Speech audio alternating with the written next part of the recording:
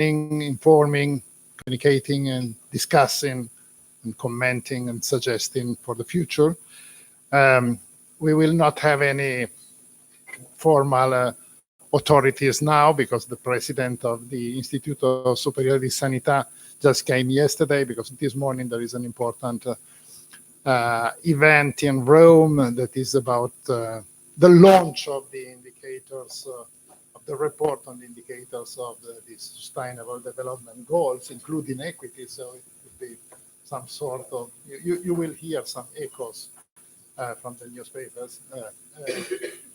And the Commission was not available to attend this meeting, and Paola Da Capito later on will provide us some messages from the Commission. So we can immediately start with the agenda of our meeting.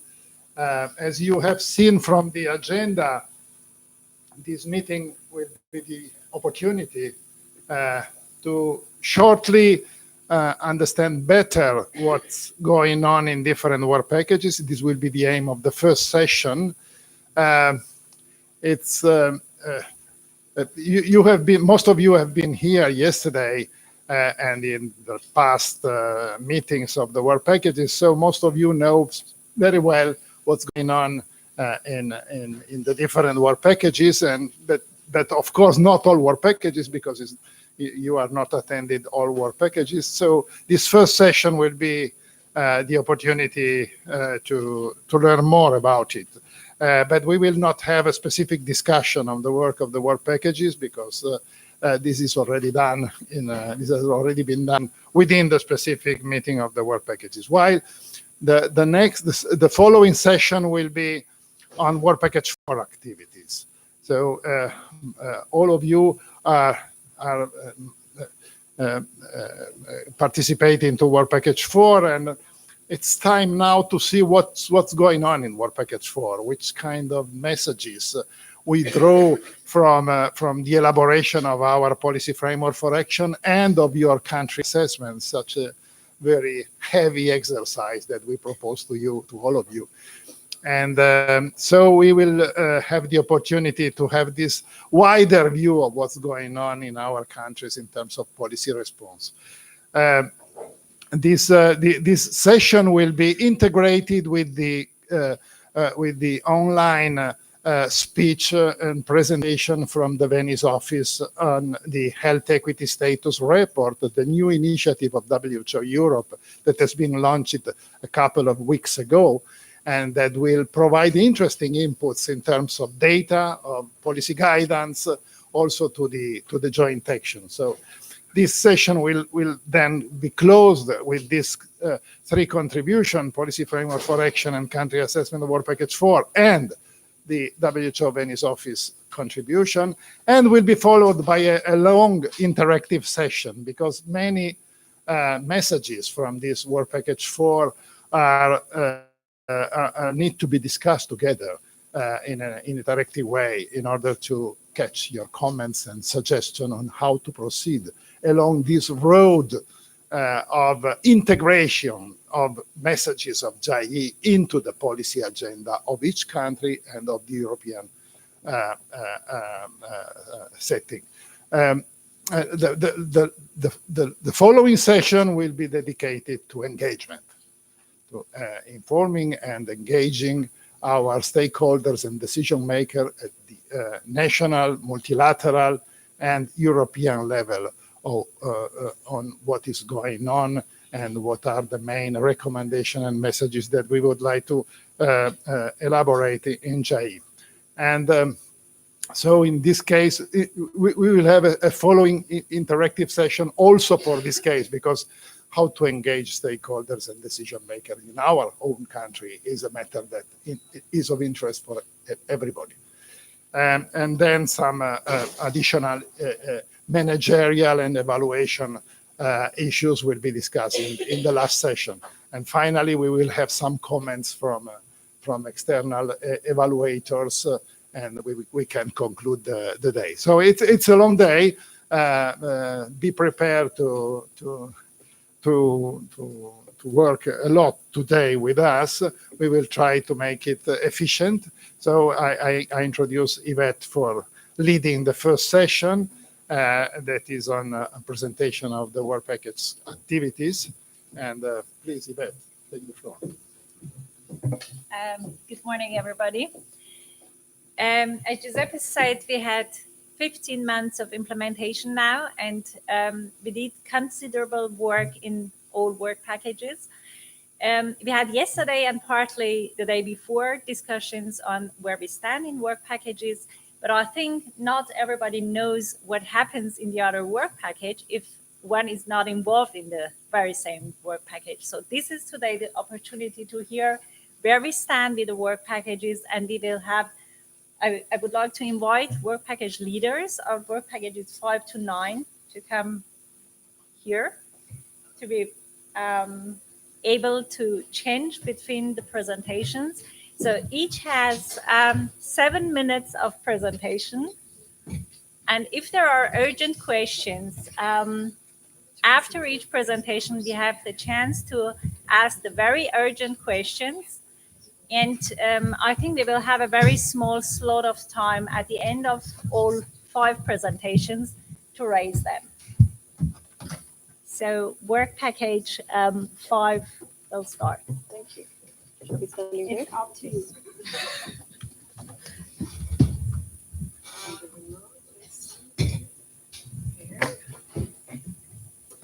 Hello, good morning, everybody. My name is Gabriella Olsson. I'm leading work package 5 on monitoring. I'm representing the Public Health Agency of Sweden. To be able to follow trends in health inequalities and to detect less favorable trends at an early stage, it is important to have a health inequality monitoring system in place. And the objective of work package 5 is coming soon.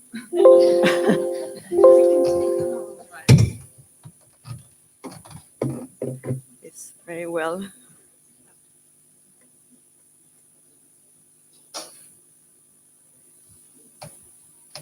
Jeg tror du bare holdt den kontrollen feil vei, og så prøver å trykke på... Nei, andre veien. Ser ut som att man bläddrar bakåt. Men...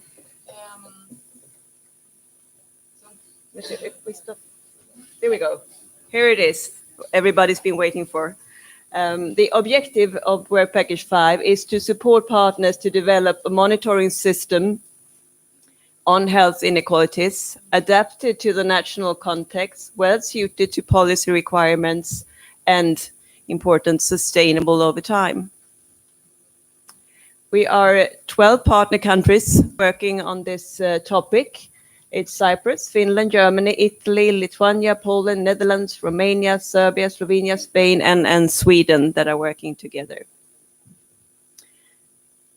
And just going to briefly take you through this first year of work that we've been conducting. And an important first ambition has been to establish a group and a process that enables a constructive collaboration between partners. And we have been having 3 face-to-face meetings, one in Stockholm, one in Belgrade, and then yesterday we had one here in Rome. We are having online meetings every 8th week, and we are also had specific Q&A sessions on related to certain tasks that we've been dealing with. And also I'm very happy or pleased to be able to say that it's a really nice group to work with. Everybody's very motivated and are participating engagedly in all the work that we have been doing. Oh, yes, here we are, very confident, looking in at the first meeting in Stockholm, and then is at the meeting in Belgrade. And as we are following the same work process as all the other work packages, so at the first step, we have developed a policy framework on action that describes the core components of a health inequality monitoring system as we see it. And the outline system draws on empirical knowledge and theories on health inequalities. And what we are striving for is, or the ultimate goal for us should be a broad cyclic system that comprises data or information on the most relevant health indicators, the social determinants of health, their risk factors, underlying social determinants in subgroups of the population.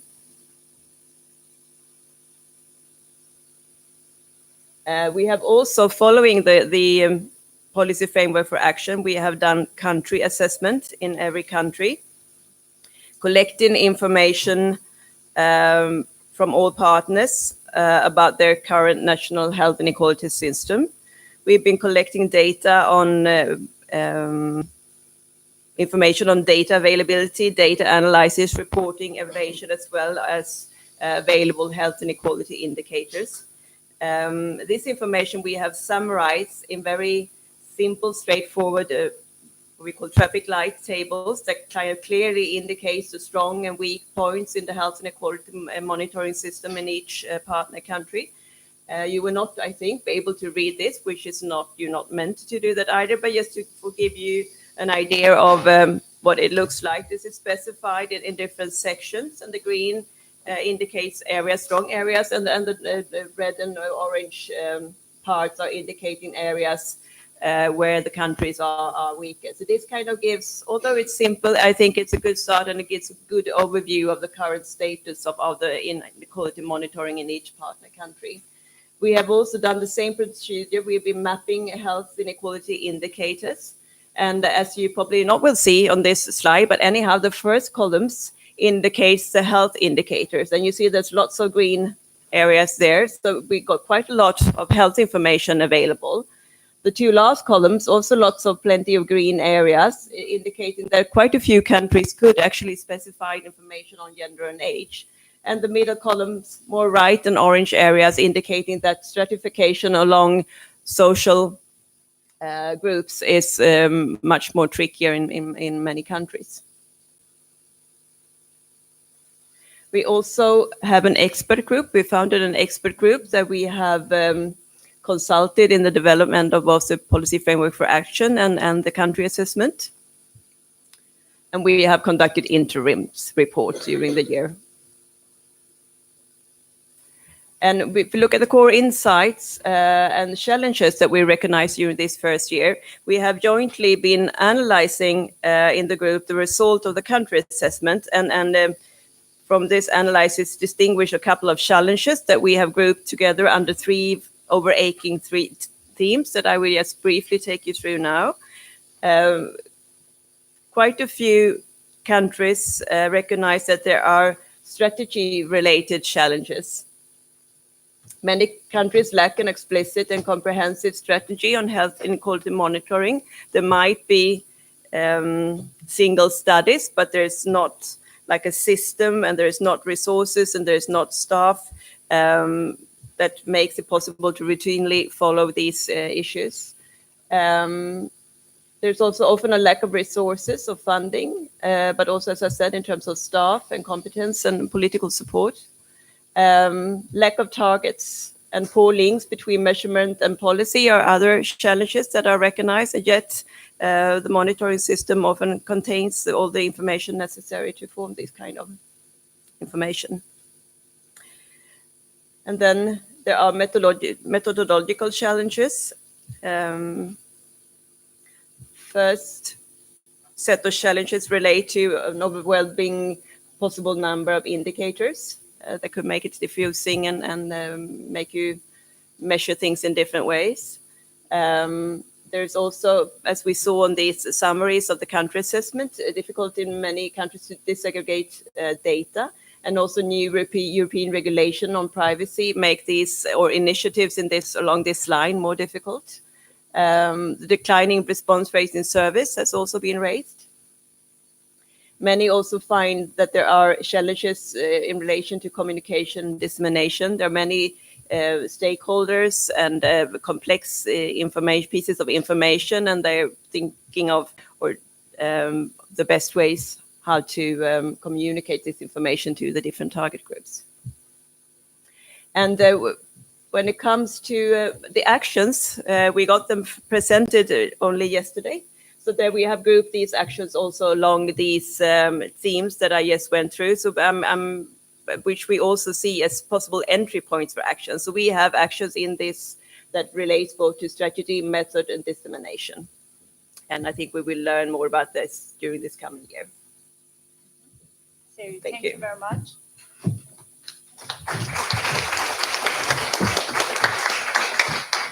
Are there any urgent questions? We need to reply to them now. So do you have any direct questions to Gabriella?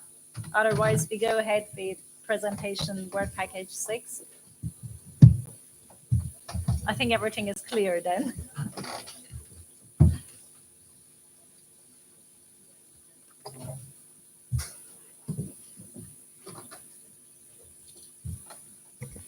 Okay, good morning, everybody.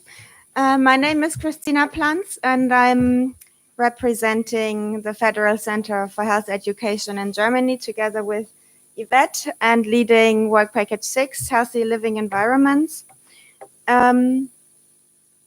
I tried to give you a short update on what we were doing in our work package in the first year of the joint action. And many of you were present yesterday at our work package meeting, which was only half a day, very short, but we did real effective work.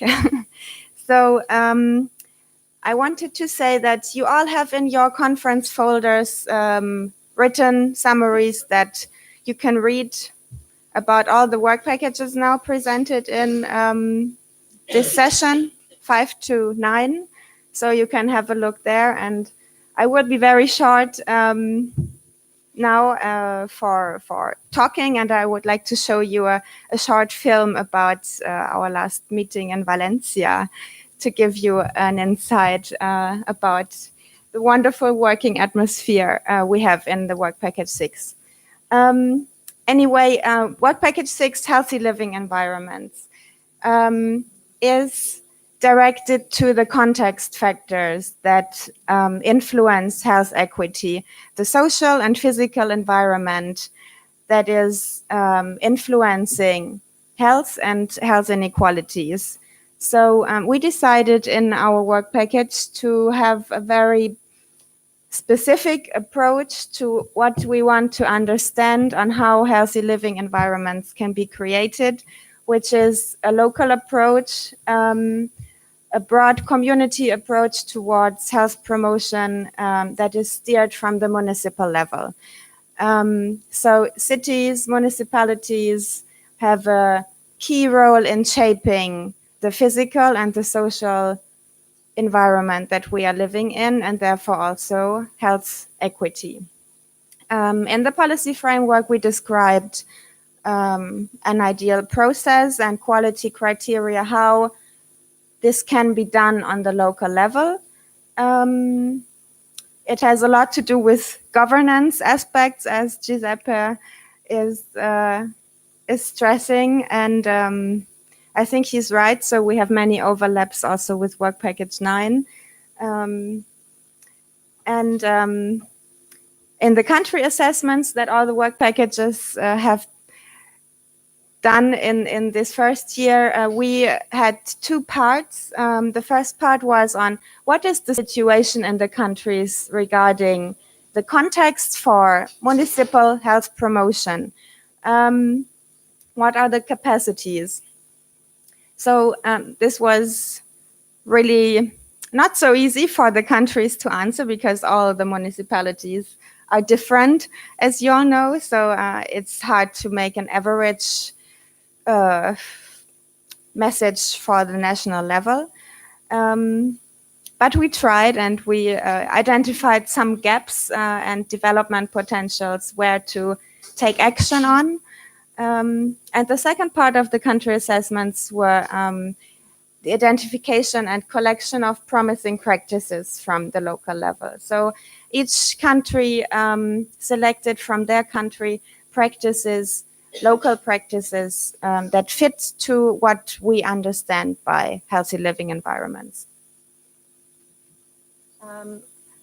The challenges, I already told you some of them, that municipalities are very different, and we need we are all, or many of us are from the national level. So what can we do from the national level to support the local level? It's not so easy, and it's very difficult when I come, for example, to Germany. Municipalities are self-governed. They have, and we from the national level don't have. Yes, we don't have a direct access because the regional level, the federal states, have the responsibility for health and health promotion. So you see, it's a complex situation, and it needs multi-level, multi-stakeholder approaches to take action in this field.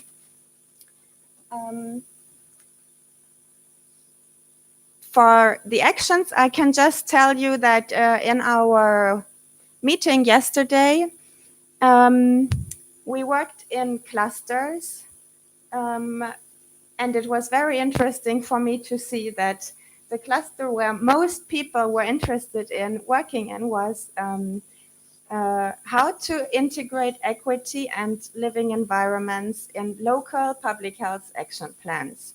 So this is one very important topic for us, and will be to work together and to support each other in this work package. And other clusters were capacity building and training, and how to share good practices, promoting physical activity in municipalities was another cluster we worked in.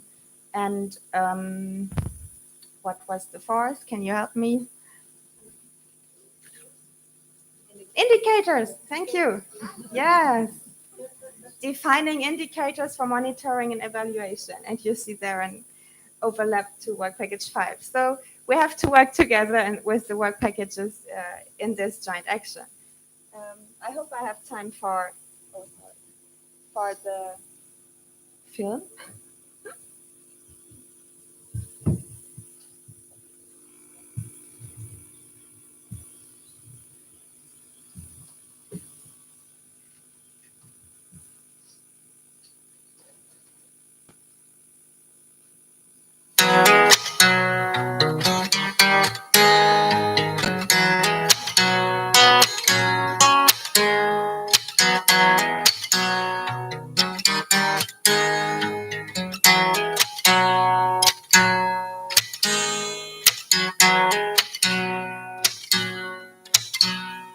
They trying to make a martyr out of me, and I'm falling apart down on the Bowery, singing the songs like you will do. You sing la da da, but I heard I needed you.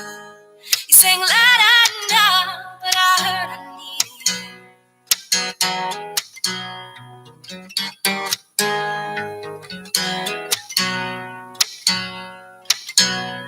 No, I never thought that I could feel this way. Got me falling like the pouring rain, and the whole wide world could go up in flames. Still be falling like the pouring rain, steady as the rain.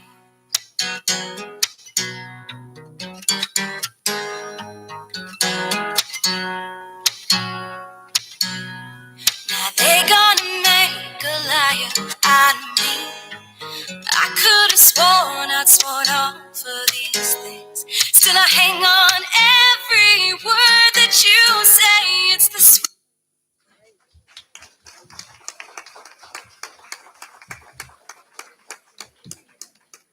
I'm really sorry, Kate and Jeta. We didn't manage. Poland and Romania, of course, is. Okay, thank you.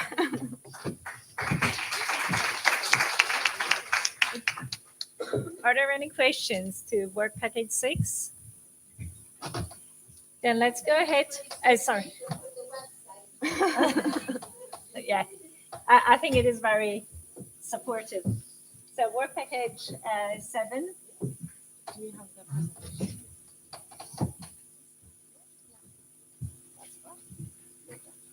I don't have a movie, and I'm not Bernadette Kumar, as those that know her can see.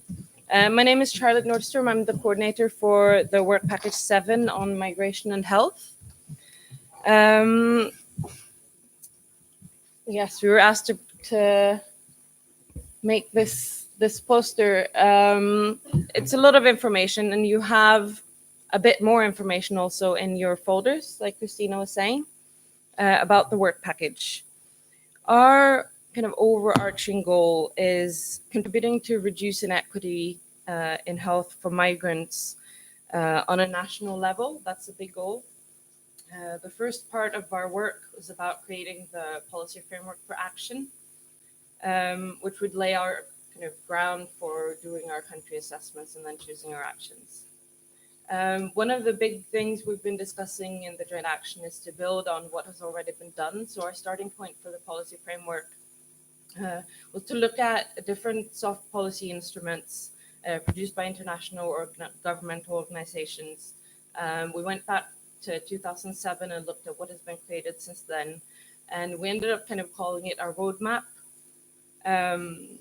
And based on them, we found a set of upstream and downstream issues, data and research, governance, intersectoral action on social determinants of health, and then access to health services, quality of health services, and attention to vulnerable groups. And these 6 areas became the chapters in our country assessment. The country assessment document we created starting from January, and we decided to pilot it. So together with our Italian partners, we did a little pilot to see that our questions would be relevant and possible to respond to. And then this summer, our partners finished filling out all their country assessments. I think we have around 50 pages of information on these 6 different topics from our different partners.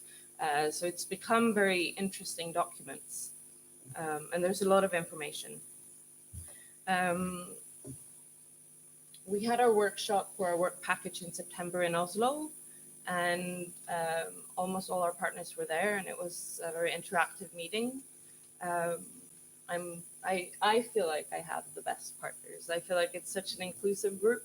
Everybody's very interested in sharing and learning, and it's always a very good atmosphere. So the cooperation is going very well.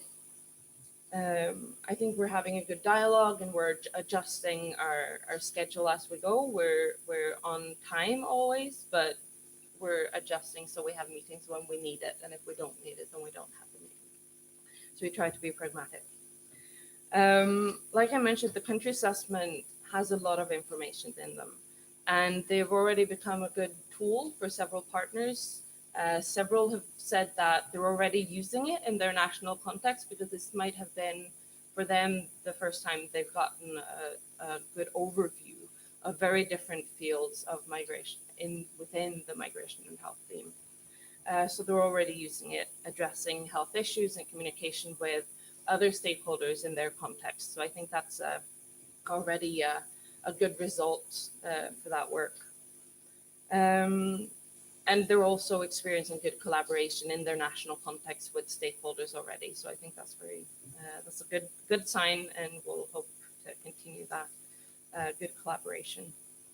During our meeting in Oslo, some challenges that were mentioned was concerning data a lot, availability of information on topics within migration and health. Some countries have governmental structures that can make finding data difficult. Our Italian colleagues were saying that migration is a national issue, but health is a regional issue. So then, finding data and putting it together can be quite difficult. Another issue is the quality of the data and also interpretation of the data. And then one of the things we've been discussing is a lot of us are finding that we don't have a lot of evaluation of policies or measures that have been implemented already in our countries. So there's a lot there. And the last bit is about we're selecting all these actions, and then we have a lot of different restraints. One is time and financial, but there might be other constraints in our national context. So choosing these actions is an interesting task because we want to achieve our visionary goals in our work package, but at the same time we have to be able to actually implement the action. So that's one of the challenges that we'll be working on up until Christmas in this process of choosing our actions. And I think, yeah, we'll just have to be self-critical and have discussions on that as we go along to ensure that we're choosing the right thing for our context that we can actually manage. Some examples of the actions, all the different actions that have been proposed so far fall within those 6 areas I mentioned, and they stretch from being related to networks and networking and engaging different stakeholders to improving systematic data collection, improving health literacy of migrants or health institutions, intersectoral policy programs or different health interventions. So it's a good variety, and by November, everybody has to make their choice. Those that have made their choice are free to start implementing. But by Christmas, we'll have some more information on the actual actions. Thank you.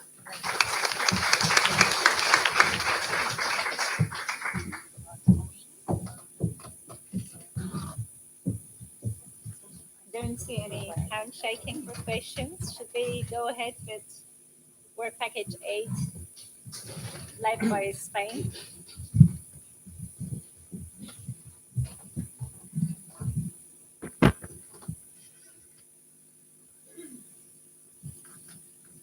Good morning to all of you. My name is Daniel López Acuña, and I am adjunct professor of the Andalusian School of Public Health in Spain, which is the competent authority that has been designated for representing Spain, but working with several other partners within Spain in JAGI.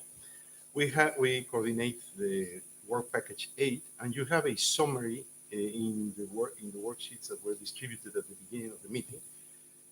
So I will not elaborate much on some of the things that are there. Just to say that this Work Package 8, it's a package that is titled Improving Access to Healthcare and Related Social Services for Those Left Behind. And just the title already tells you that we concentrate here in the inequities in access to health services and the inequities in access to related social services. And that we have a focus particularly in those groups that have a vulnerability with respect to the access to health services, and that by the virtue of that vulnerability have been left behind in terms of the reach and the effectiveness of coverage of the health services.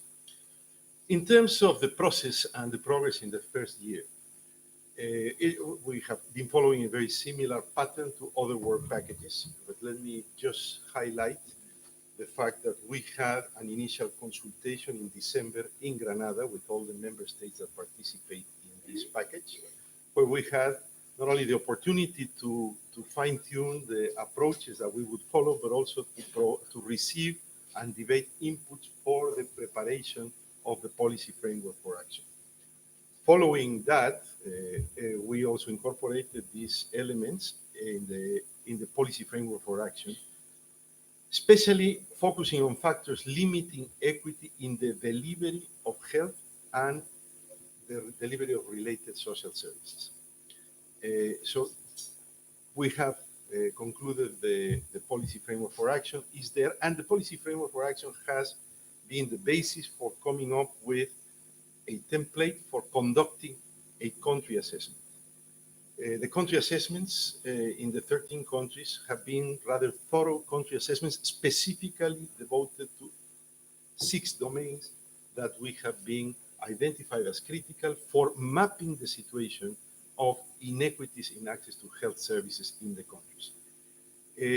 I would like to acknowledge the hard work of of most countries, except for one that we have not received yet, and we should get next week. But the very thorough country assessments have been extremely helpful for the next purpose, which is identifying and having a clear rationale for the actions that are going to be selected for the implementation. I would say parenthetically, as other colleagues have mentioned, that the country assessments already have very rich information, very useful information for the purposes of advocacy in the domain, in this case, of inequities in access to health services within each of the countries that have conducted.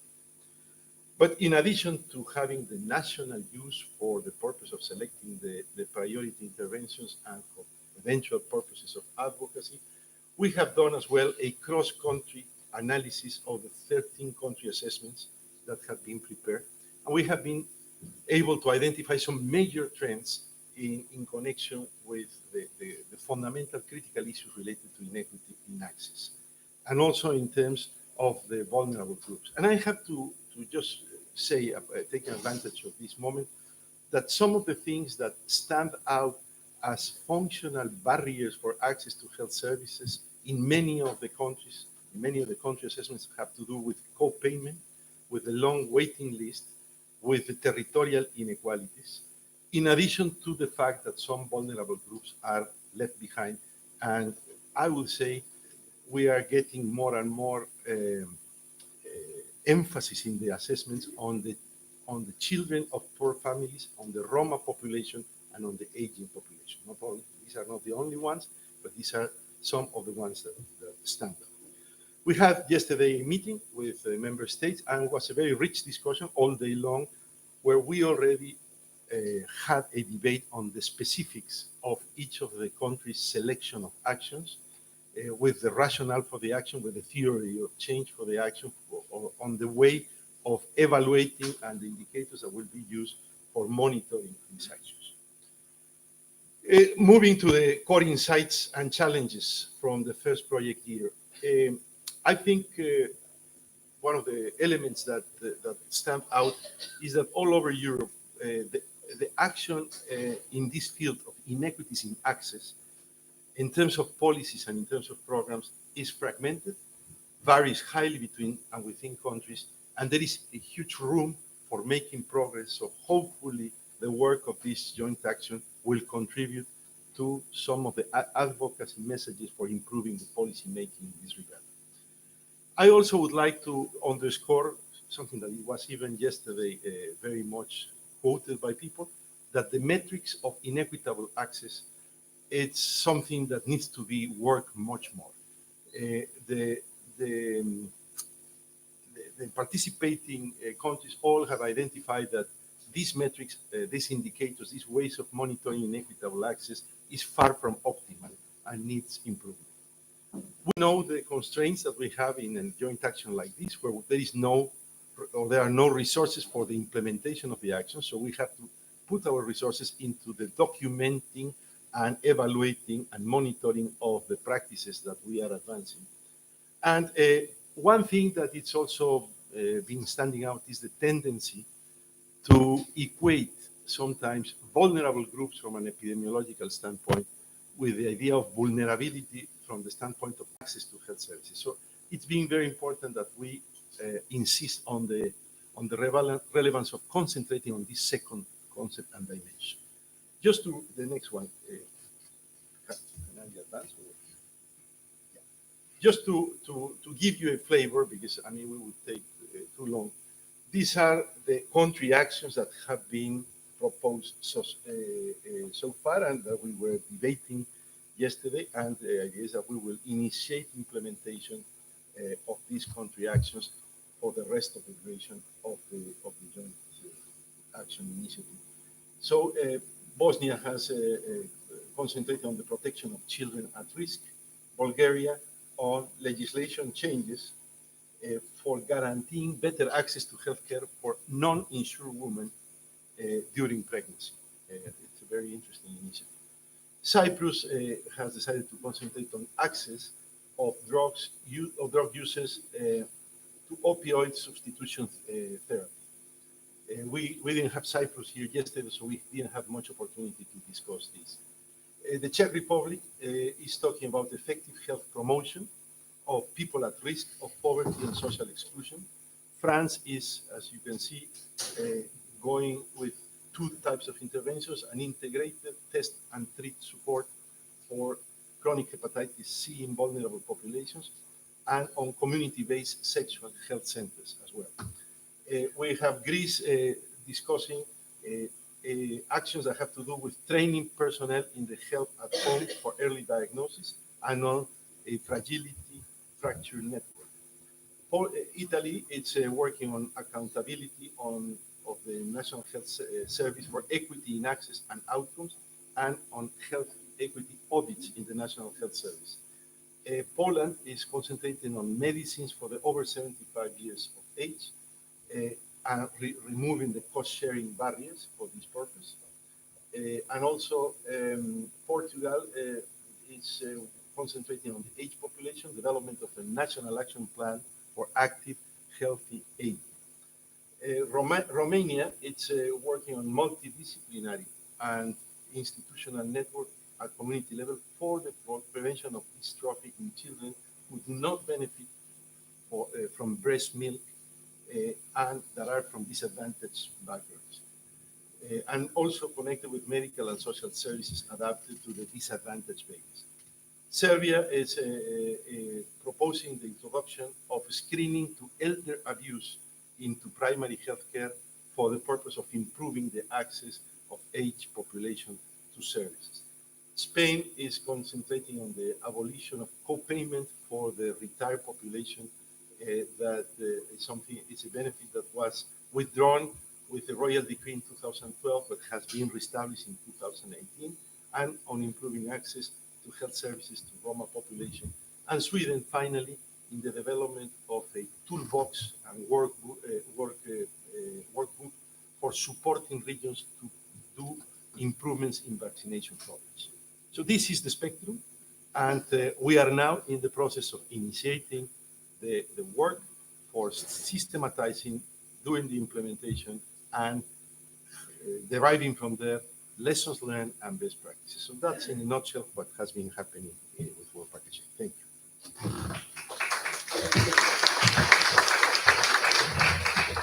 So it took us some minutes longer than planned, but we are still in time.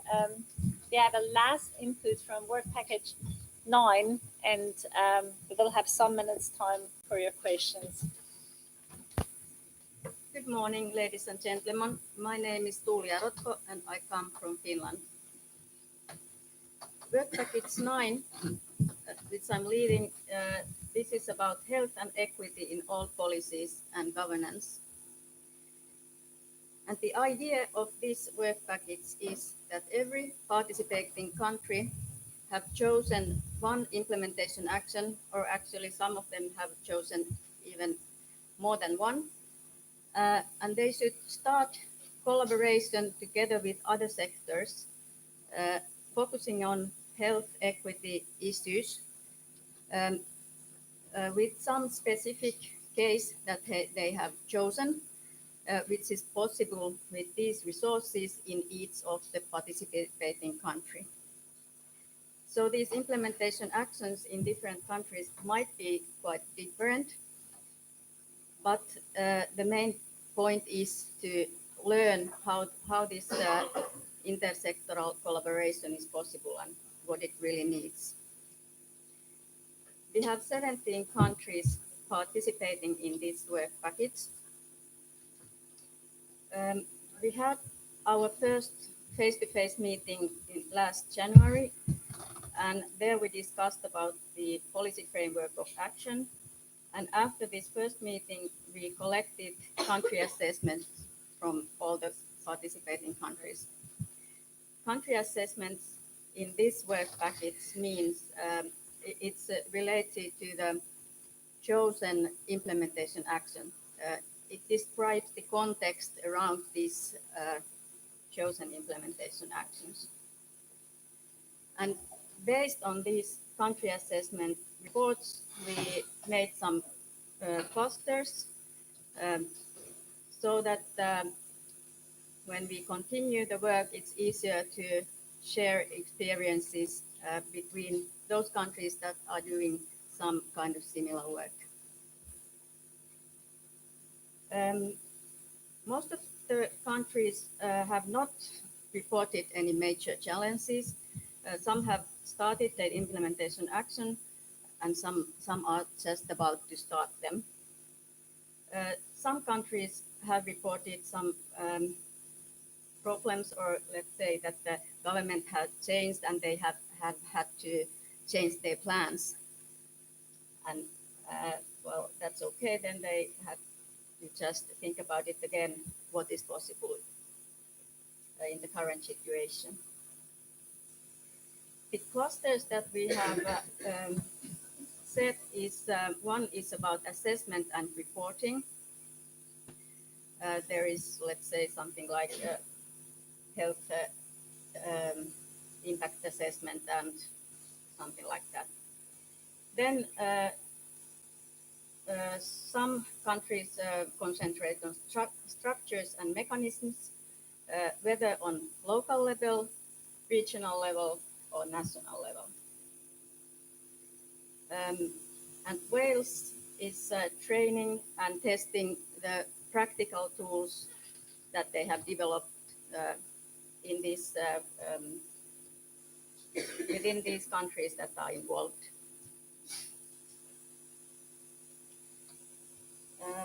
If you would like to see the topics that these implementation actions, you can read this paper which is in your folder. There's all these 17 countries and their plans, what they are going to implement. And what we do next is that we continue the started implementation actions or start them if they are not already started. And while we don't have a possibility to face-to-face meetings, we have to think about other ways where we can share experiences, learnings, challenges, and talk with each other within this within this work package and between the countries that are participating. Thank you.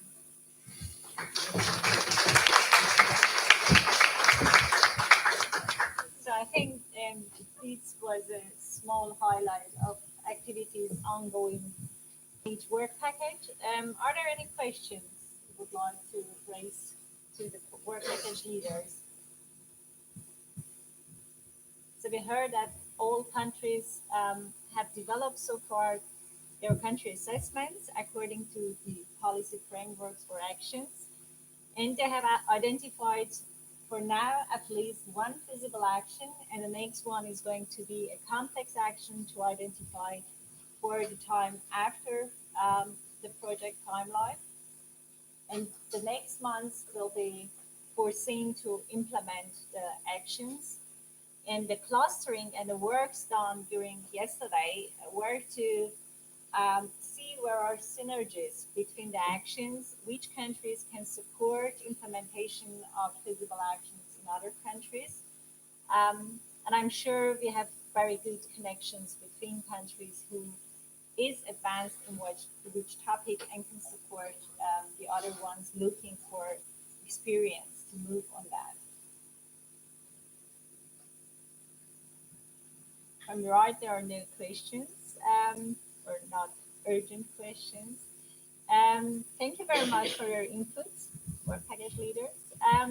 We are going along with the next point of the program, which is I would like to invite Marlene to take over the facilitation here.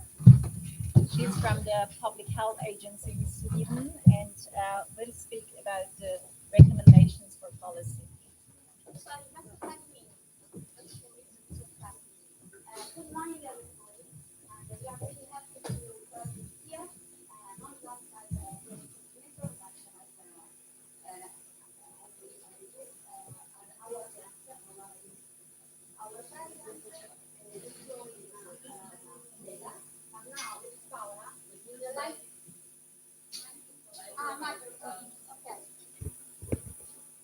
Now, with Paola, we would like to show you one important thing that can help us to work better. Just 2 minutes, okay? Thank you.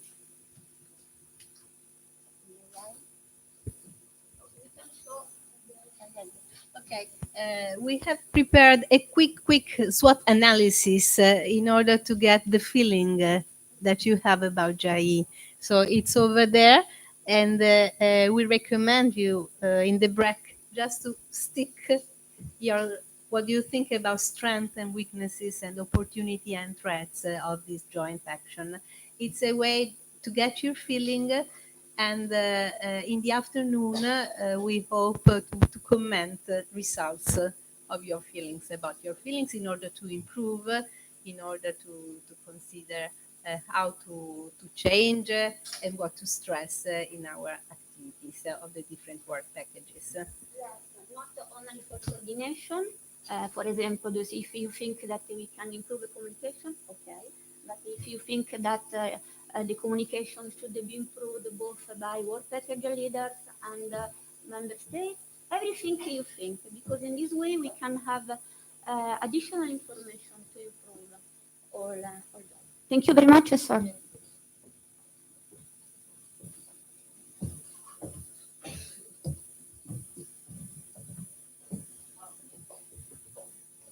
So hello everybody, can you hear me? Yes. So my name is Malin. I'm from the Public Health Agency of Sweden, and I'm just going to chair this next session, which is session 2 on work package 4, which is dealing with integration of health equities in national policies and sustainability. So for the next hour, we will have 2 presentations on work package 4, and after the coffee break, we'll have a presentation from WHO, the Venice office. The first presentation will be on progress towards a joint policy framework of actions for tackling health inequalities, from work package specific conclusions to JAI recommendations by Giuseppe Costa. So that is the first part of this session. And then we'll have a presentation by Michele Mara and Angelica Valls-Gris on a cross-country comparative analysis of the country assessments that were elaborated under work package 4. So we'll start with the first presentation.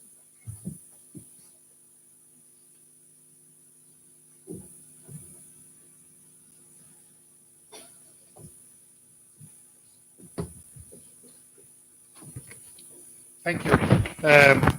I ask you a bit of patience because the presentation will be a bit longer than the previous one, but it's the first time that we have the opportunity to discuss all together about the general framework that is behind health inequalities and also our joint action.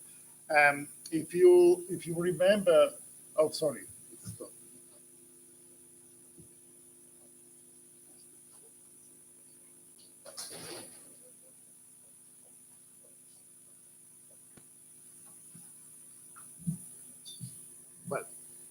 This is the way we were interpreting our 3-step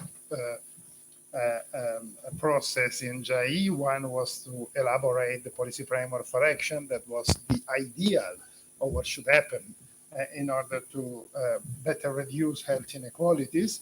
And then the country assessment was just making a picture of how far we are from this ideal policy framework for action, and then the actions to be implemented, and then so what should be done, how far we are from what should be done, and it can be done is the mission of the action. The actions, maybe they are very often just exemplifying what should be done, but they are also demonstrating that it can be done, and we want to learn some lessons. And this will be the end of our story.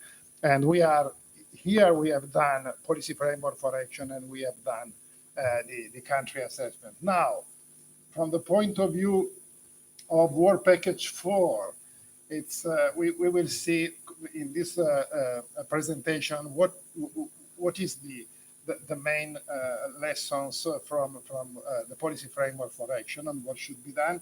And I will try to anticipate in some way what lesson can be learned. Because if we are able to start to think and to discuss about this kind of final messages of our joint action, right now, we can start from now on to engage our stakeholders and decision makers at the national and European level to be engaged in implementing these messages. The role of the so in theory, what we expect from this framework is like this. So the framework should include some explanatory framework, explaining based on the evidence, on the mechanism, on causation. So it's the theory of change, right? Why we are working on inequality thinking that something could be done, because there is a theory of change. There are mechanisms of causation that we can, that we think could be considered as entry points for action.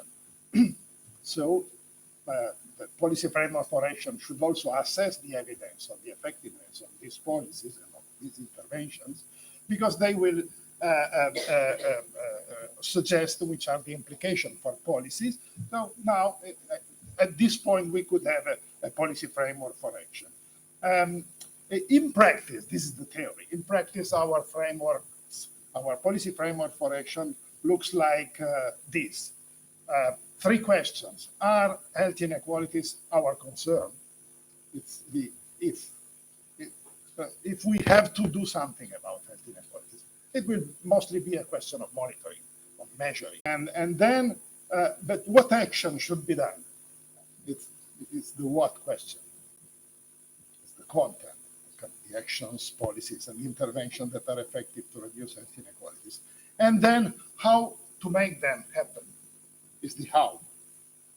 So in general, our joint action is working with Work Package 5 on monitoring exactly to work on the HEAT step. And then most of the work packages, Work Package 6, 7, 8, and even the 9 in the component of health in all policies are working on the what, particularly within a specific, more promising setting. And finally, on the how, Work Package 9 is working on governance, and in some way, even Work Package 6, concentrating its attention on the municipality setting, is working also on the how. So this is our main aim that we have heard until now with how it's developing within each work packages. And Work Package 4, what is about? The role of Work Package 4 is to harmonize these PFAs for a better integration of results into policies and sustainability. That's the main aim. We have to keep into account since the very beginning that the whole picture coming from JAI is not exactly covering all the aspects of mechanisms of generation of health inequalities, because we have made choices of priorities, very often depending on the preferences. So these choices of the preferences of the partners that have joined the JAI project. So there is some sort of preference-driven bias. So what, for instance, in our agenda, the role of occupational risk is totally absent. It's missing, apart from one proposal of action from Lithuania. So because nobody of us was ready to work on this issue and to lead a work package in that. So that's an example of this kind of preference-driven bias in our JAI. But having in mind this, let me start with this. What happened if you do this exercise of harmonization between the different policy framework for action?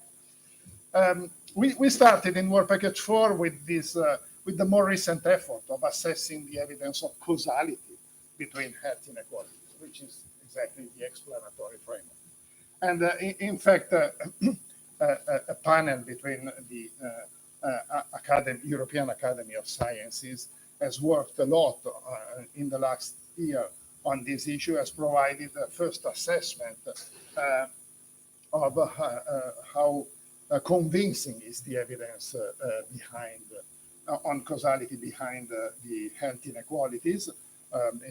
Some of us were represented in this panel, and the main conclusion of this preliminary work can be summarized like this. I will show you briefly the kind of, and in a very simplified way. You will forgive me. I'm just provide you in green the mechanisms that have a strong, good, well-assessed evidence, and in red the mechanisms that have some controversial evidence between different disciplines.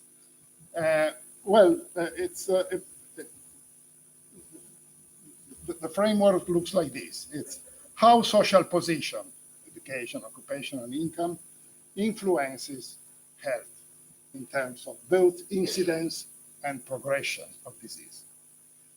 Well, the panel of experts of this Academy of Sciences just concluded that there is controversial evidence of direct causation and of reverse causation. And the controversy is mostly among economic sciences and medical and social sciences. And while there is a good evidence, well-assessed evidence that social vulnerability, that low social position, may in some way influence the impact of this direct and reverse causation mechanism. I will give you in this presentation a short example of this kind of controversy. You will have the opportunity to read the copy of these slides.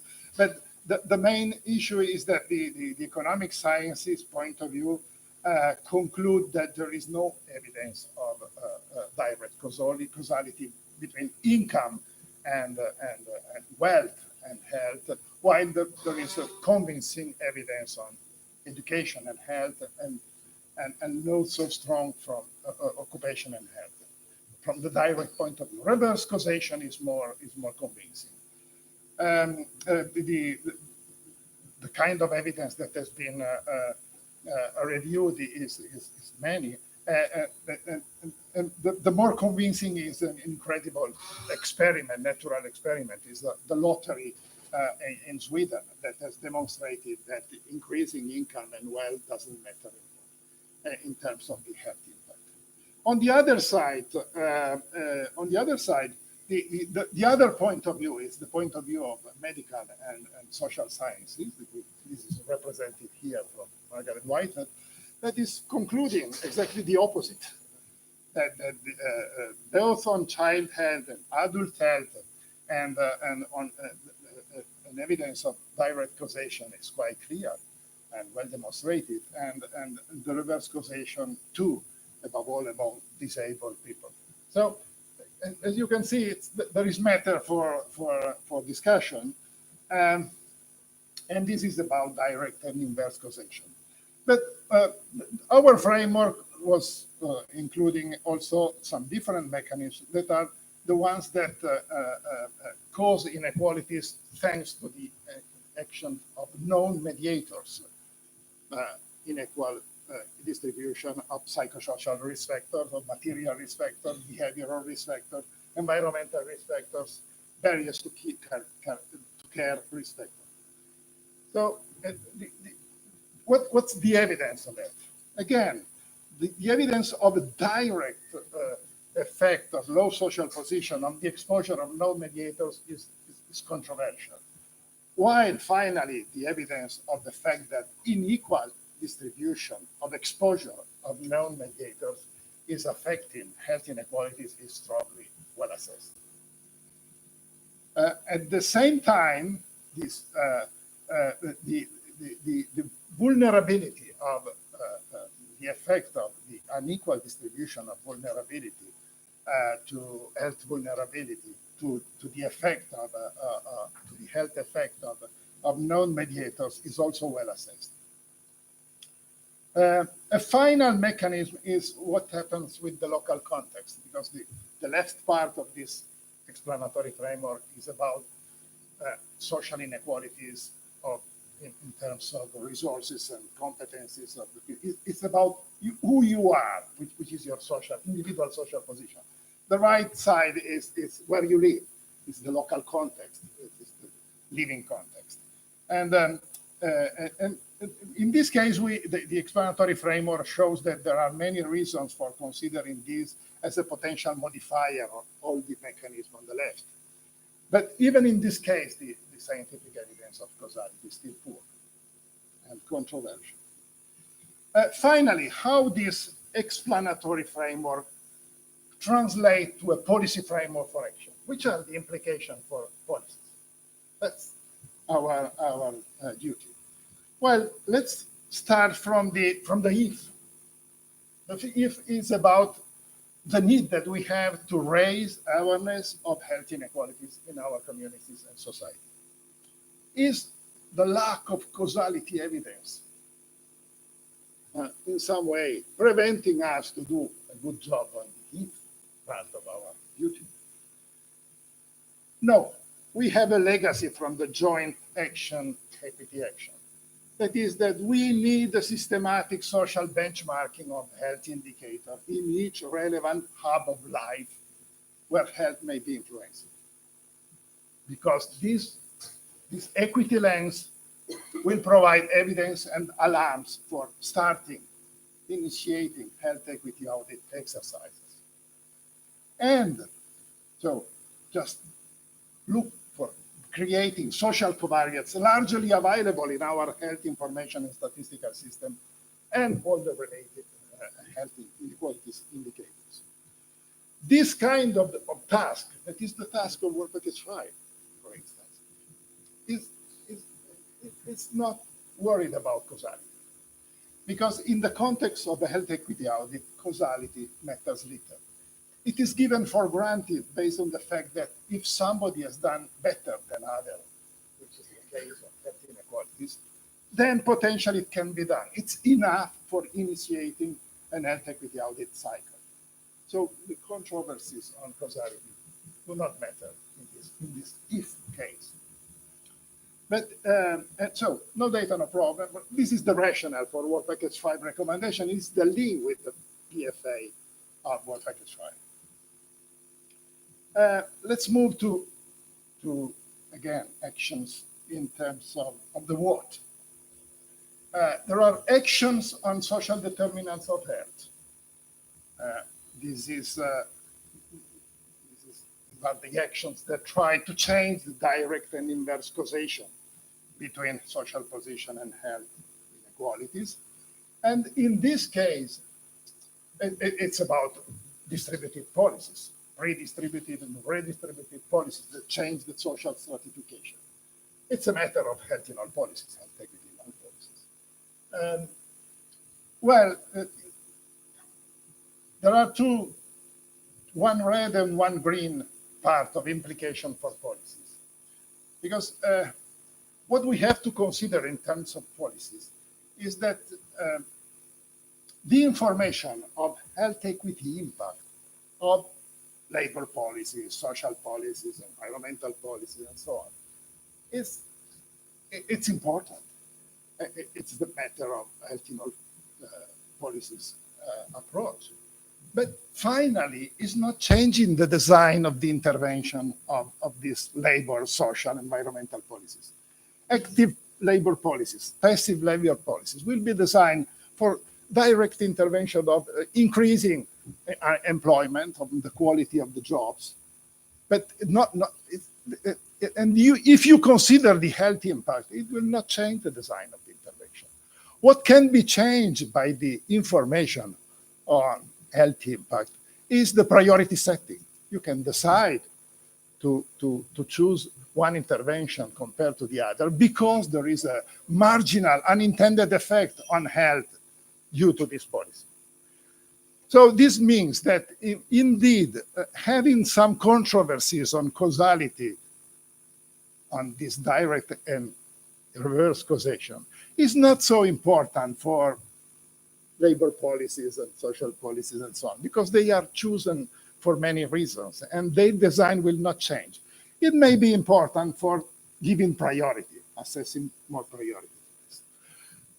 It could be really important if, it could be crucial, the evidence on health effect when policy has inconsistent effect on the intended, non-health intended health effect and the health unintended effect. Let's see, if you plan intervention on mobility in an urban setting and you don't consider that the effect on disabled people, the health effect, you probably are designing the wrong intervention. So in this case, it's absolutely important to include the health impact evaluation. This is the case where you need causality. You need strong evidence of the health impact in order to make the right intervention. The same is true for mediated causation. On social when the social vulnerability is in place, again, there is a lot of evidence that intervention of moderation of social consequences of the experience of disease are important. For instance, exemption from co-payment based on income has been discussed several times in Work Package 8, or active labor policies for disabled. All these kind of upstream intervention are about the effect of reducing the health inequalities impact of social vulnerability. This is the rationale for Work Package 9 recommendation. If we move to this mediated causation mechanism, this is the matter that is more of interest of our work package, because in this case there is a lot of evidence that intervention reduces differential exposure to risk factors in prevention in different settings, or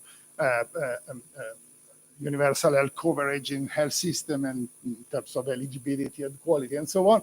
Lot of evidence on that. So this is about mediated causation, and the same is about differential health vulnerability. All the intervention reducing the differential exposure to risk factors, above all the intervention that moderate the differential vulnerability to the health effect of the mediators, like in the case of migrants, tailoring intervention according to the ethnic differences, for instance, are strongly supported by evidence. This is the rationale for Work Package 6, 7, and 8 recommendation. Finally, on local context, the what and how actions on the context. In this case, the issue is improving the capacitating abilities of the context, and all the interventions that are able to make proximal context of life more able to capacitate individuals that are poor of resources to get the best health outcomes given their disadvantage are important. These are all the downstream intervention on school, workplaces, the neighborhood, environment, and so on. And evidence in this case is not so strong, as has already been exemplified by Work Package 6. And this is the rationale for Work Package 6, and in some cases also 7 and 8 recommendation. This is the input from Work Package 4 to the PFAs, the Policy Framework for Action of the different work packages. And as you have seen, I will not go more in depth in that. Work Package 5 PFA has concentrated on data availability and indicator, level of aggregation, measure of inequalities and dissemination. And for screening purposes, for the if issue, an easy to collect covariate, social covariate available in each operative hub where health equity may be influenced by social health determinants is important.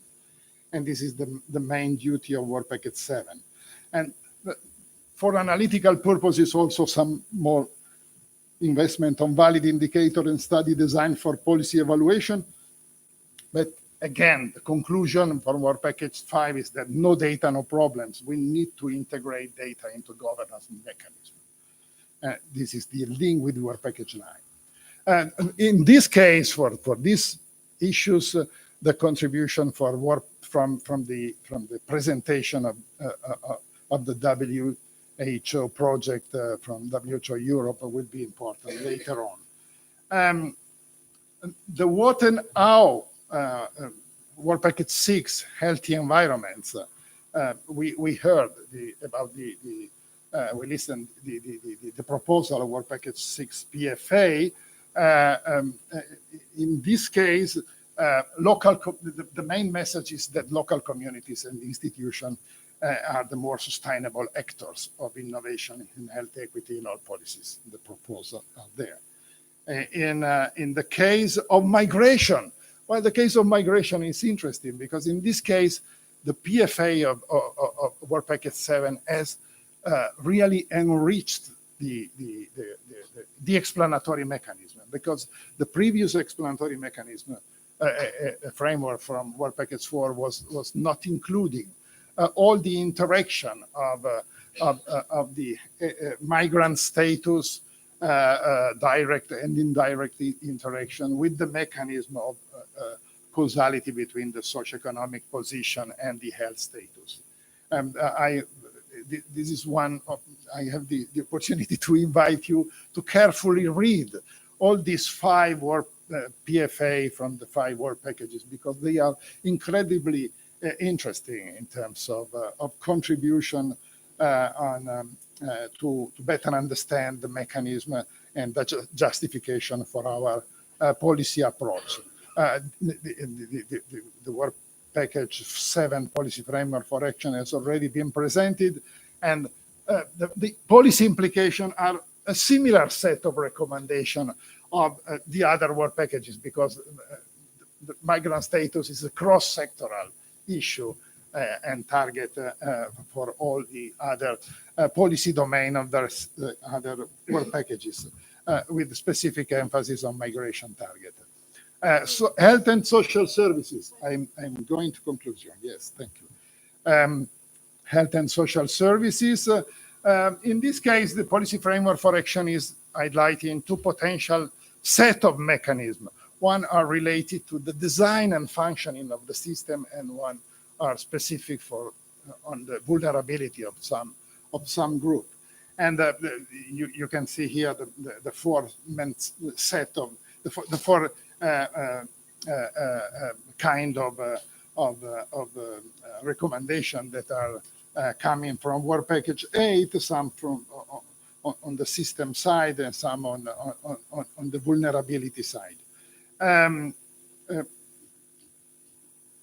And finally, Work Package now is mostly about the how, and we have good inputs on the framework for health in all policies and some key lessons for governance for health equity in all policies. Let's conclude with the sum up of policy implication. If, what, and how. I can try to suggest to you a preliminary, provisional, final example of the final recommendation. They are not the final recommendation, of course.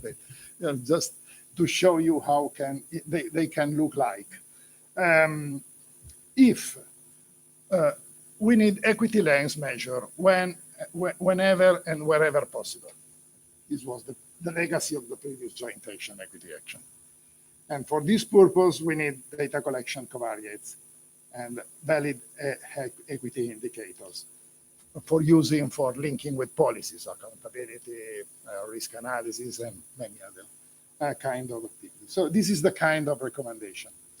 On the what, we need health equity in health in all policies and SDG strategies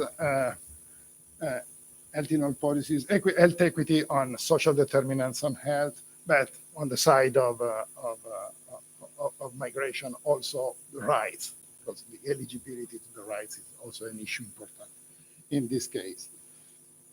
We need health equity promotion on mediators. That is the main kind of messages that are coming from Work Package 6, and health equity management in health systems. That is the main message coming from Work Package 8, and with two approaches. One is proportionate universalism, when we are dealing with priority setting and allocation of resources and intervention, and for tailoring intervention when we are addressing vulnerable groups. So these two different approaches. And finally, on how we need supporting structures and practices for intersectoral health in all health equity in all policies, and particularly in the municipality super setting, umbrella setting, and with strong attention to the multi-level coherence in these messages. So let's spend the next few weeks to try to elaborate more on these kind of messages, because we need to use them for starting dialogues with policymakers and stakeholders, and we will discuss this issue in the following session. My main suggestion is to look at how this kind of sum up, this kind of outline of the potential policy implication can be already populated by examples. We have a list of good promising existing practices. Work Package 6 has explicitly provided a documentation of these promising practices, but even other work packages are preparing some of them. We can already demonstrate that many of these actions and recommendations can be done, can be realized, implemented. And secondly, we can populate this list, this outline, with the proposed implementation action.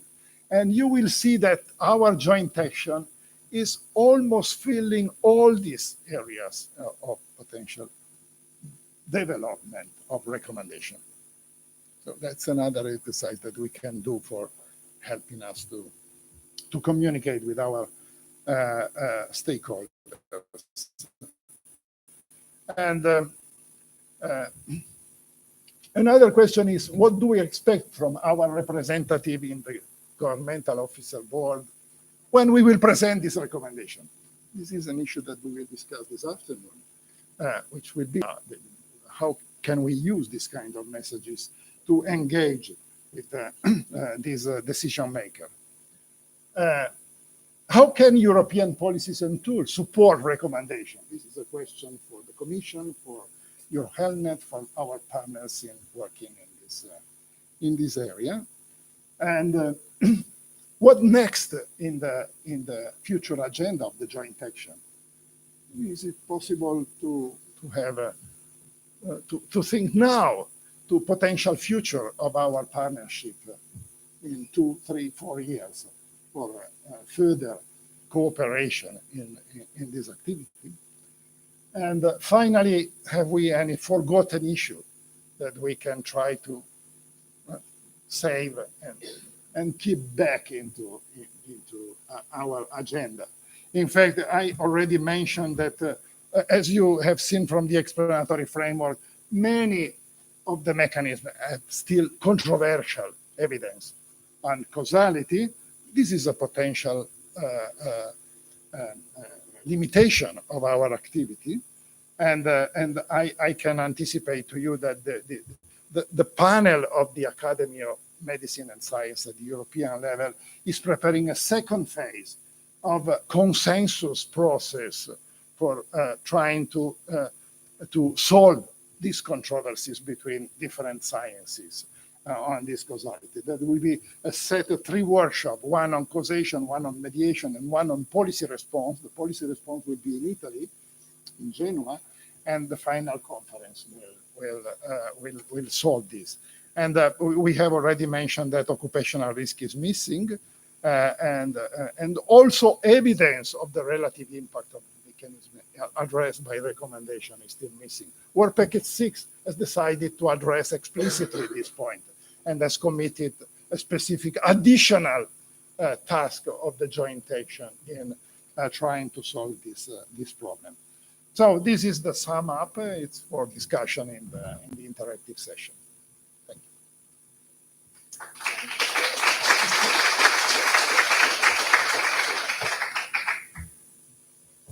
Thank you very much. Thank you. I think you'll have to save your questions for later, and we'll continue with the next part of this session too.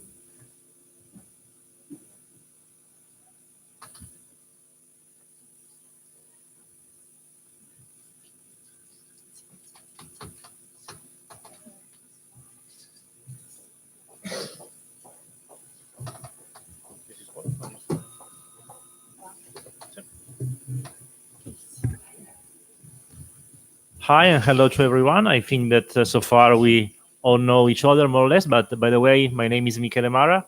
I work at the Department of Epidemiology in the Piedmont region in Italy, and together with Professor Costa, we are involved in Work Package 4.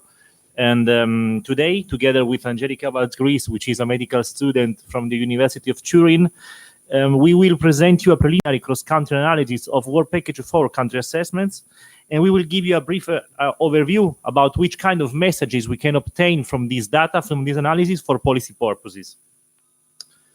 So the main objectives of Work Package 4 are to promote the sustainability of the actions that all EU countries will implement during the joint action, even after the end of the project, and to facilitate the inclusion of the JAHE results into the European national and political agendas. In order to do that, a first contribution of our work package has been the development, the submission, and the analysis of 2 very long and complex, templates. First one, called the template A, to evaluate the level of advancement in the governance of health inequalities at national level in different member states. And the second one aimed at collect as many as possible policies acting on the social determinants of health. Before giving the floor to Angelica, that will present the main results of the first, the template A, I would like just to stress the limits of this work, because we have many. The first one is that, we have received 20 country assessments out of 23. I wouldn't say the names of the country that we are still missing, but you can see the names there. But it's not a problem. We know that we will collect of the country assessments. But by the way, we receive 20 country assessments in different times and after different reminders. This has created a kind of discrepancy among templates arrived in times and the one in delay. So maybe sometimes the comparability has been difficult. Second, many of you have told us the templates were very difficult to be filled, sometimes because of technical difficulties, and we're sorry about that, but sometimes because of the difficulty to obtain some information and to respond to many questions. So still now some assessments can be still be incomplete. Then there is a problem also with validation, because validation has varied a lot among countries. Only few country assessments have been discussed among many persons and coming from different sectors, and only 2 of them have been validated after a first draft was realized and circulated. Many have been filled with less participative ways. Some of them have just been filled and sometimes this person were very enthusiastic, saying, yes, we have governance at all the questions. Sometimes it was very pessimistic and say, no, governance, we don't know what is it. So all these points have conducted to a different quality of the templates, and maybe this has caused some misclassification. In our opinion, country assessments that score better are the same of the countries with the better governance. Maybe there is an association between these 2 dimensions. Maybe it's not, and we have just a bias. By the way, this is just a first presentation of our analysis. So and the final version of this work will be delivered at the end of JAHI. So please, if you want to review your template to clarify some points or add additional information, please feel free to do it. By the way, we will come to you to ask something more, so no problem. And finally, the last limits regards the fact that many countries have strong regional and local strategies to act on the social determinants of health and on health inequalities, but our templates were aimed after very long and boring discussions at national level governance. So maybe countries like Belgium or Germany, Spain, which have a very strong regional and local strategies, will not recognize themselves in the results, or maybe countries like Netherlands that, for example, implement very strong health in all policies actions at local level. Maybe even for Netherlands, there will be some mismatch. By the way, I will say it's a dynamic approach, so they are not definitive results. And so please, Angelica, present us the results for template A. Hi, I'm Angelica Valsgris from University of Turin, and I'm speaking about template A. The template A was composed of 7 categories which describe different aspects of governance, framework, policy commitment, equity of the health system, accountability, work, monitoring, and public engagement. For each of these aspects, we have clustered countries according to similar levels of specific governance, and we have grouped them in an overall assessment on the level of advancement of governance of health inequalities. Finally, we also written 20 country profile, 1 per each template we have received, summarize the main aspects raised during the analysis. This profile will be completed by other data, but Michele will tell you more about that later. Before starting, I have to tell you why some countries are between brackets. As Michele said, in the limited slide, some countries have not given enough information to allow us to analyze with confidence the template. So in this case, we decided to include the countries in brackets. The first aspect of governance that we have analyzed is legal framework, which evaluates the existence of law to tackle health inequalities, as well as strategy and policy to reduce them. We can see that in 7 countries that there are comprehensive policy strategy directly and explicit aim to reduce health inequalities, or including health equity among their objective. These strategies are generally more comprehensive and take into account the social determinants of health. 10 countries have included explicitly health equity, but only in their public health strategy and without a comprehensive view. Only 3 countries seem not have an explicit referent, even if implicit linked policies are present. Even among Group A, the approaches used to take health inequalities are very different. Here are 3 examples of different approach. The Wellbeing Act for Future Generation of Wells, that is a long-term development strategy which acts on many determinants and have among its objective health Wales and unequal Wales. The National Strategies of Health Equity of Spain, a specific strategy which contains proposal and a recommendation to take in health inequalities, and Health 2000 political is intended to evaluate how much political commitment is strong and if there are mechanisms to guarantee sustainability. 7 countries report a rising interest, and many of them have said that it is also due to previous European projects or due to the wide increase of knowledge on this subject. 3 countries have reported a widespread interest combined with a long-term strategy or mechanism that guarantee a continuous action. A good example can be Norway, where exists a series of mechanisms that allow for continuity in action, such as the establishment of a national council on inequality, a strong accountability system, and the extensive discussion of the public health strategy debate every 4 years in Parliament. Equity health system. In this case, we divided the countries according to how much equity was included in the health system. We have considered access to service, training of healthcare workers, prevention plan, monitoring, and advocacy. Regarding access to service, only Group C report the presence of barriers. and they refer also that the economic crisis seems to have made it more difficult for countries to act to reduce or eliminate them, due in some cases to the austerity measures adopted, and in other to increase of unemployment that has extended the percentage of population without health insurance. We can also see that 16 countries take into account health inequalities in the prevention plan, and that 17 countries reported that health system have an advocacy role towards other ministers and departments on subject. However, seems to exist some problem in the internal monitoring on equity service. In fact, only 7 countries reported to realize it. Moreover, many countries have reported a difficulty in finding a practical implication to the knowledge on the inequality provided to health professionals, despite the increasing of the awareness on the subject. An interesting document about this can be How Doctors Can Close the Gap, a 2010 document written by UK Royal College of Physicians that explains how healthcare workers can act on social determinants of health, changing their perspective, approach, and working practice. In this session of a country assessment, we asked to the country who is responsible for taking health inequalities.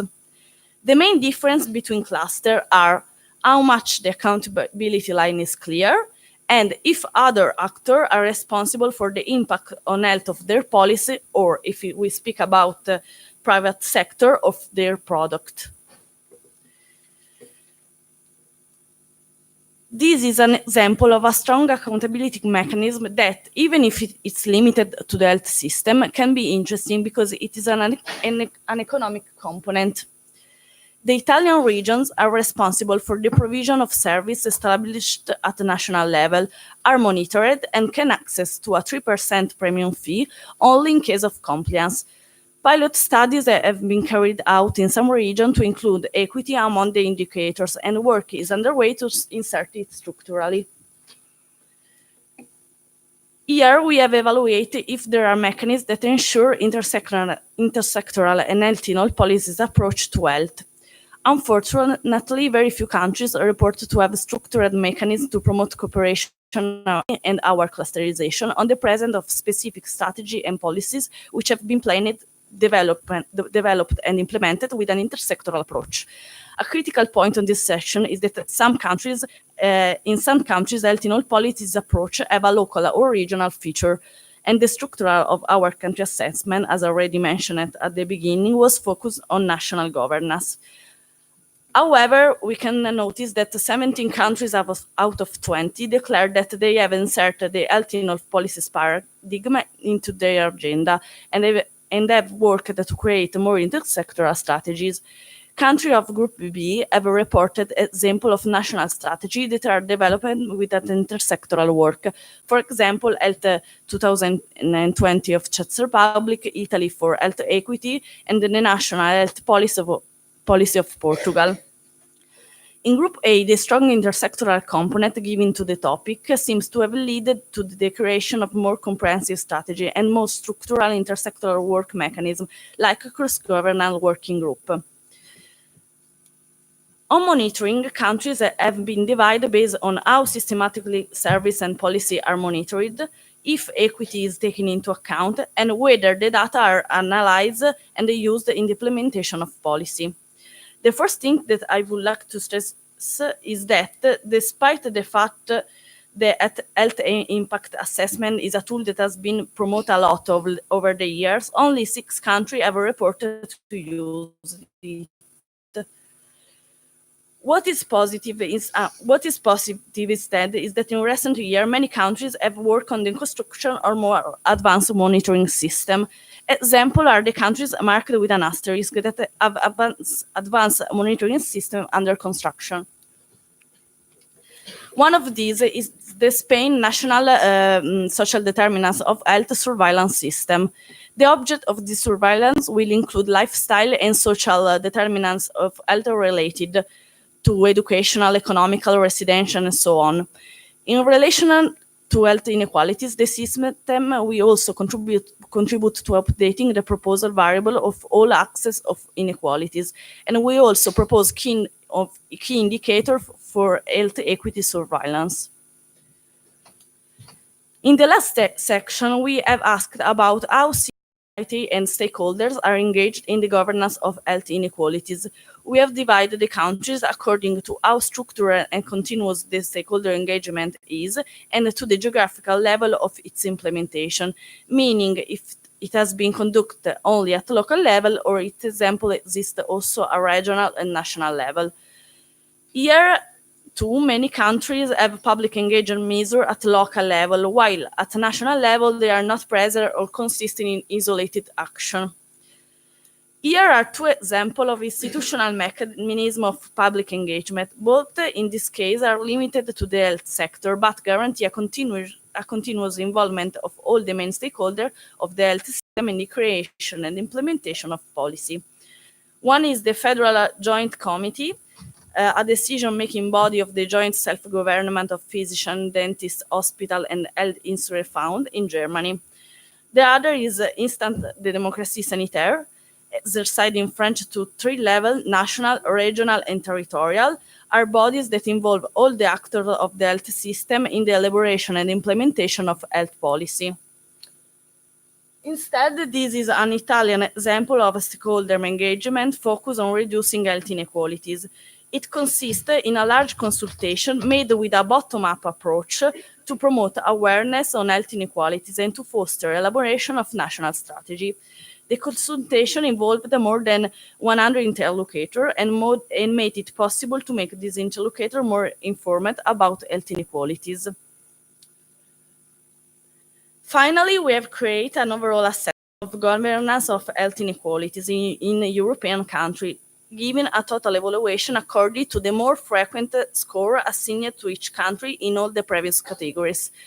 Countries with a majority of C answers have been included in cluster C, and so on. As already anticipated before, for clustering, we evaluate the policies and the action already underway and not those in development, but there are some countries like Spain, Italy, Sweden, that are currently improving various aspects of their governance. This clustering can give us a first overview of our governance how governance is developing in countries. The next step will be to provide to each country a specific country profile on governance of health inequalities. But can this tool be useful for the JAI purpose? Michele can speak about it.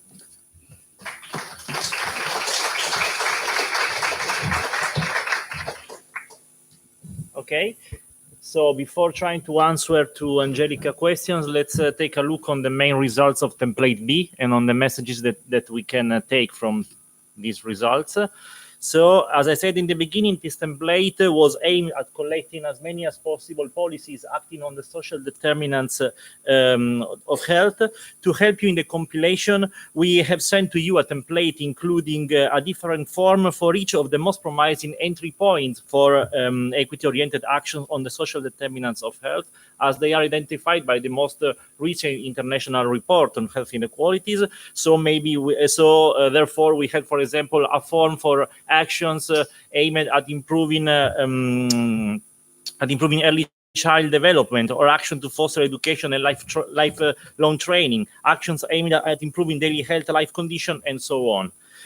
We suggest to you to identify at least one policy per each entry points, if any, and to classify it according to the main question that we use normally to evaluate the policies and their approach to health inequalities. So, well, the duration, saying when it started and when it finished, if it has finished, the approach to health inequalities, meaning saying if health inequalities have been directly and explicitly recognized as one or the main of the objectives of the policies, or if they have been recognized just as one of the outcomes, if they have been addressed only indirectly by an effect on the social determinants of health, or if they have just not been considered. We asked you to list the ministries involved in the policies and the role of the health sector, if present, to describe the type of monitoring and evaluation with an equity focus, and finally to identify the target of the project, meaning if the policies was acting on the social gradient, on the gap, on the society as a whole, or in some vulnerable groups, and in this last case to list the vulnerable groups targeted. Totally, we collect 168 policies. In this table, you can see them stratified by entry points, and for each entry points, you can see the percentage of approaches that gave attention to equity. So, for example, in the first line, you can see that for policies aimed at improving equity from the start, they are 24, and the policies in this group that directly and explicitly aimed at tackling health inequalities was 25%.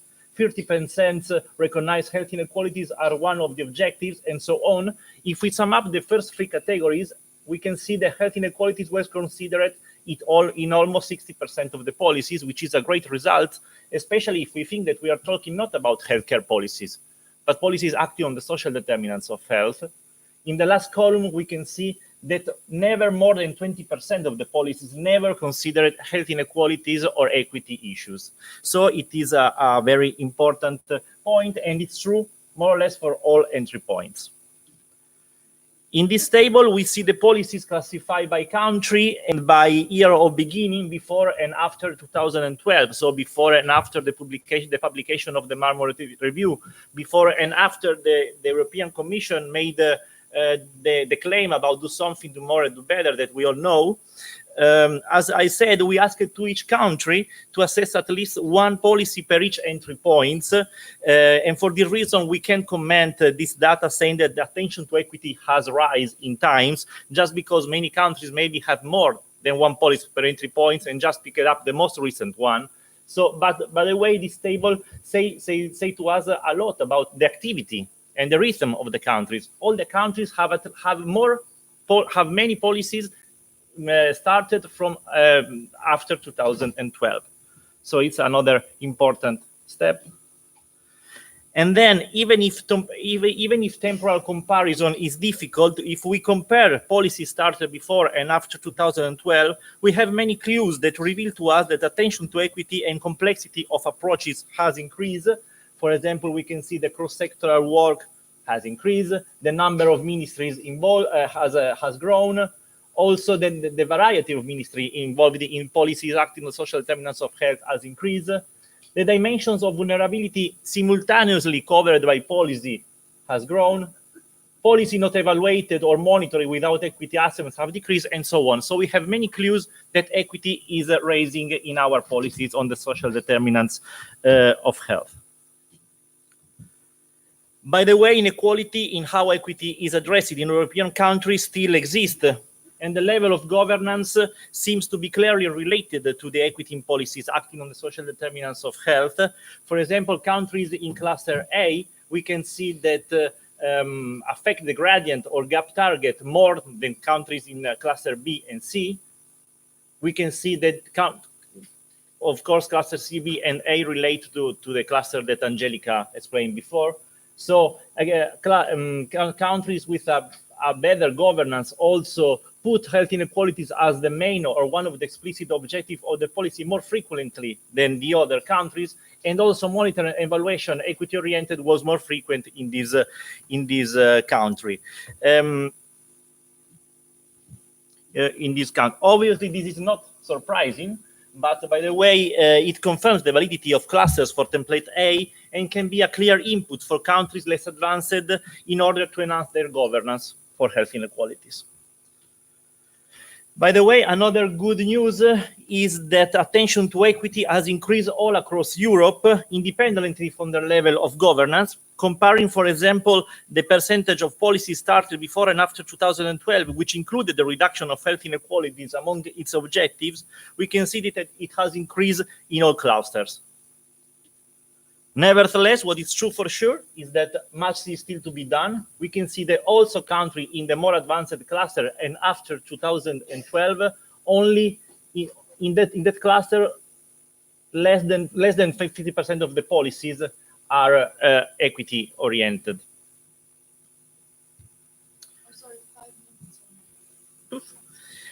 Analyzing the role of health sectors can help us in figuring out some solution about how to increase attention to equity in different levels of governance context. For example, health sector is involved more or less in the same percentage of policies in all clusters, but when sector is involved, we can see the percentage of policies where health inequalities are the main or one of the main objectives of the policy is clearly higher in cluster A and cluster B. So a first indication could be that health system in less advanced countries in governance should still work a lot to put their own house in order and to make health system more capable to include health inequities in their policies and to make other policies accountable for health. Then, on the contrary, if we see this graph, we can see also that all the countries are still working in raising awareness of health inequalities, because when the health sector is not involved, we can see that in all cluster policies have a very low percentage of policies where health inequalities are the main or one of the objectives of the policy. And there is also, looking at this graph, the last graph, there is also a more true need in countries of cluster B and C for additional clear need in raising awareness. They not only don't consider health equity when the health sector is not involved, they are neither aware of an overall impact on health, and they just declare that the policy has an impact on health by an indirect effect on the social distribution of health, without any clear reference to the impact on health inequalities. If we consider the specific role of the health system when it is involved, we can obtain more clues about what to suggest to increase equity. Planning and coordination roles are equally present in all the clusters. What varies a lot is advocacy and consultancy role, which is clearly higher in cluster A, and the implementation one, which on the contrary is much higher in less advanced countries in terms of governance. This suggests for the former, for cluster A, the need for adopting tools as, for example, health impact assessment and to develop public engagement and communication skills in order to be able to respond to the more frequent consultancy requests of not healthcare policies that seems more capable to build and implement spontaneously policies affecting the social determinants of health. For country C, instead, it's more recommendable to improve their capacity of integrating equity in their implementation activities, using, for example, tools as health equity audits. So far, we have said that the level of governance seems to affect the attention to equity of policies acting on the social determinants of health. This is true, but not always. For example, here we can see the percentage of policy that affect vulnerable groups. We can see that there is no relation by countries, by clusters, and we can also see that if we look at the variety within each cluster, it is very high. So, for example, in the cluster B, in cluster B, we can see, for example, that it goes from 100% in Czech Republic to 50% only in Sweden. And if we look at the difference in policies acting on specific vulnerable groups, differences are still higher. And this is true for example, for this column that was for policies acting on poor or unemployed people, and for all the others.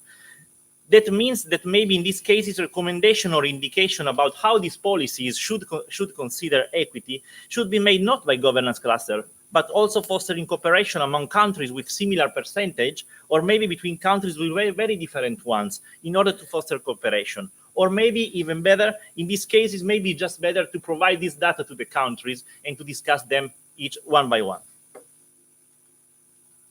Summarizing, Work Package 4 country assessment give us the opportunity to build both country-specific and cluster-specific profiles on the governance of health and on the most important policies acting on the social determinants of health. As we have seen from both of these two, we can obtain some useful and general indication about how to improve the approach to equity. Is this enough for the Work Package 4 purposes? In order to answer to this question, let's see which were the goals with these country assessments.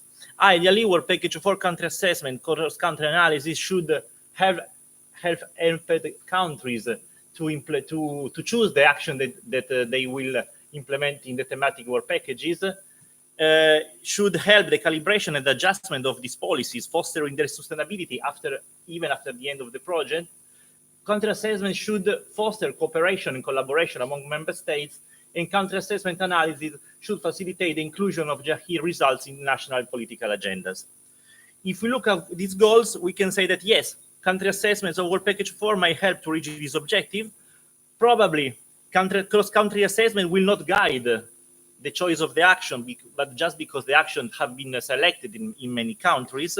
But by the way, in previous Work Package meetings, many partners have declared that compiling the country assessment of that specific Work Package has been an important task in order to have a clearer picture of what should be done in their country. And as the compiler of Work Package 4 has been in 90% of the cases the same people participating in other work packages, we are quite confident that reflecting on the general level of governance of health inequalities can have helped countries in understanding what they have done so far, revealing pros and cons of their approaches, and figuring out how to better calibrate policies even after the end of the project. Clusterization will promote deeper cooperation among countries, as we know that benchmarking has a clear activation power. Knowing that someone has done better or different than us make us see that the improvements are possible and give us concrete example about how to do things. Furthermore, comparing with someone who share our same level of governance can create support in shared practice activities that activate action. Country analysis will also help participating countries to have a clearer picture on the strengths and weaknesses of their governance, understanding better how to advocate for equity in their ministries or national institutions, to identify the most promising entry points for increasing effectively equity attention among health and not health sectors, and to promote the inclusion of JAHI results in the national agenda. This will depend, of course, on the capacity that all of us will have in order to produce clear indication and formulate recommendation emerging from country assessments analysis, and in order to use them in important events, for example, in the GAB, in Governmental Advisory Board, and we will see this later this morning, or during policy dialogues with European stakeholders and institutions. Of course, today we have just presented some example of indication that are very general and broad. In order to have a more complete analysis, more complete country assessment, we should complete them with other inputs. For example, an additional validation and confirmation of the results raised so far. We have said that the quality of the templates differ a lot among countries, and that many technical limits may have bias around understanding of the governance of health inequalities. So probably some of you would like to provide additional information.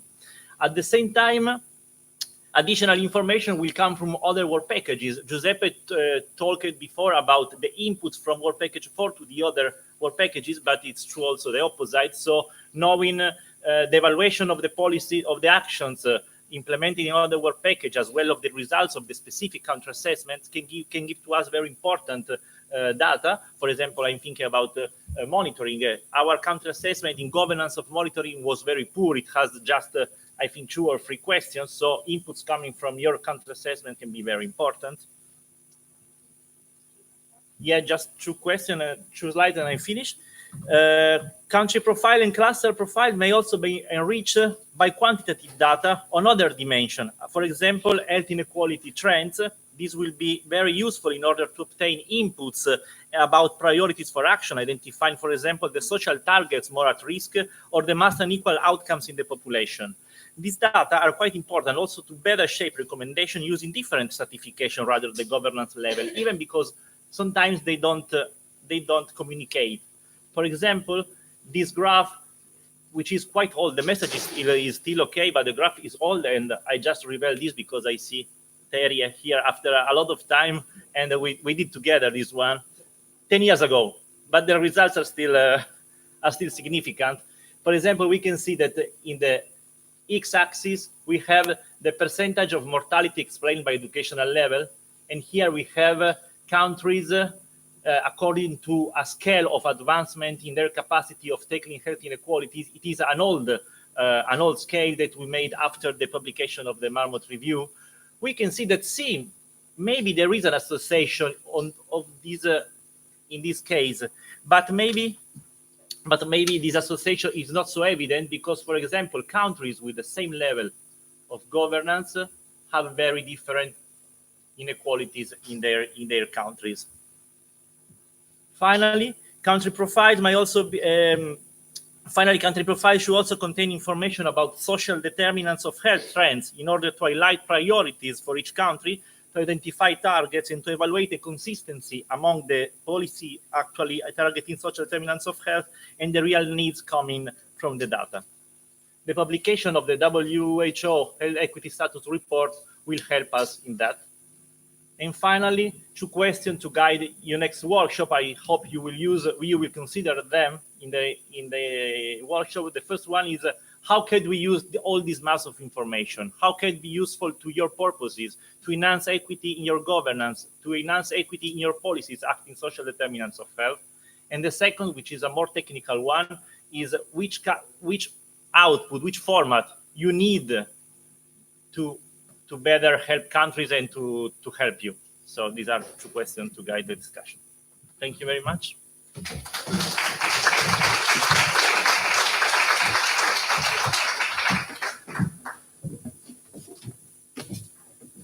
So thank you very much. I think you can consider these, remember them for later, for the discussion that we will have later. So I think it's time for coffee.